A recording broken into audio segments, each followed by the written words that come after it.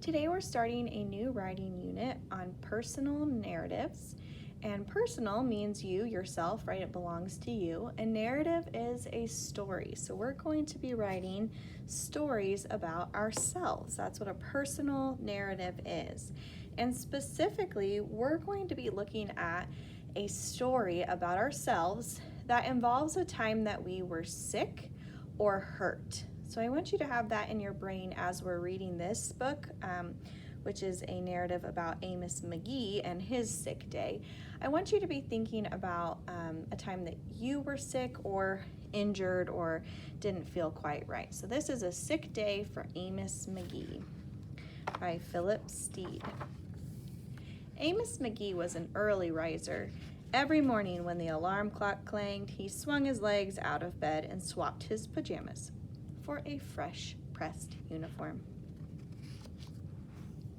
He would wind his watch and set a pot of water to boil, saying to the sugar bowl, "A spoonful for my oatmeal, please, and 2 for my teacup." Belly full and ready for the workday, he'd amble out the door. Every day, Amos waited for the number 5 bus. "Next stop, City Zoo," the bus driver would call. 6 a.m., right on time, he'd reply. Amos had a lot to do at the zoo, but he always made time to visit his good friends. He would play chess with the elephant, who thought and thought before making a move.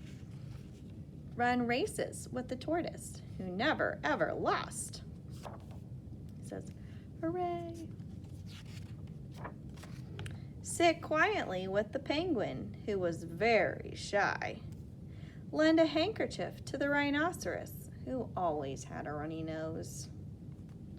What could we say about Mr. Amos? He's a pretty good friend, isn't he? Very kind soul.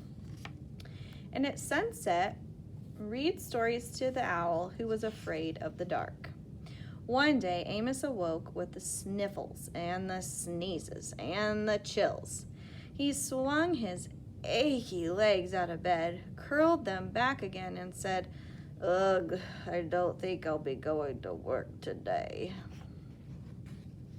Meanwhile, at the zoo, the animals waited for their friend. The elephant arranged his ponds and polished his castles. The tortoise stretched his legs and limbered up. The penguin sat patiently, all by himself. The rhinoceros worried that his allergies were worsening. The owl perched atop a tall stack of storybooks, scratching his head with concern. Where is Amos? The animals wondered. Here they go. Later that day, look here, they're waiting at the bus, just like Amos did. Oh, now they're riding the bus, just like Amos did. Hooray, my good friends are here.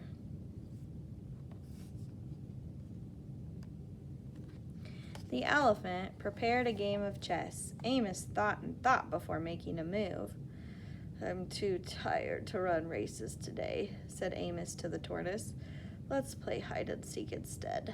The tortoise hid inside his shell. Amos hid beneath the covers. Amos yawned. "I could use a nap." The penguin sat quietly, keeping Amos's feet warm. Achoo! Amos awoke with a sneeze. The rhinoceros was ready with a handkerchief. "I'm beginning to feel much better, thank you," said Amos to his friends. He swung his legs out of bed. "Perhaps we'll share a pot of tea." Amos wound his alarm clock. "It's getting late," he said. "After all, we have a morning bus to catch." So Amos said goodnight to the elephant, and goodnight to the tortoise, and goodnight to the penguin, and goodnight to the rhinoceros, and goodnight to the owl, who, knowing that Amos was afraid of the dark, read a story aloud before turning out the light. Look at that, they're all snuggled up together.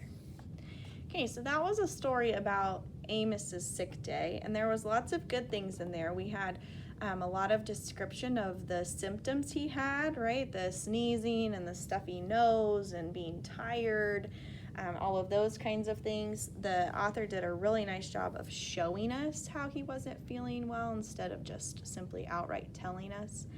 And we got a good glimpse at what that sick day looked like, all the details of what was included. So our next task is to go in, and there is a collaborative document that has Band-Aids on it.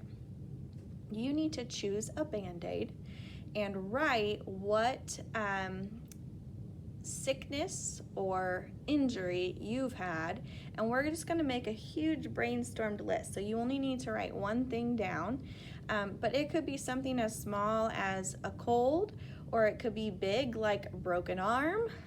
Maybe you had to stay in the hospital. Maybe your whole family got sick.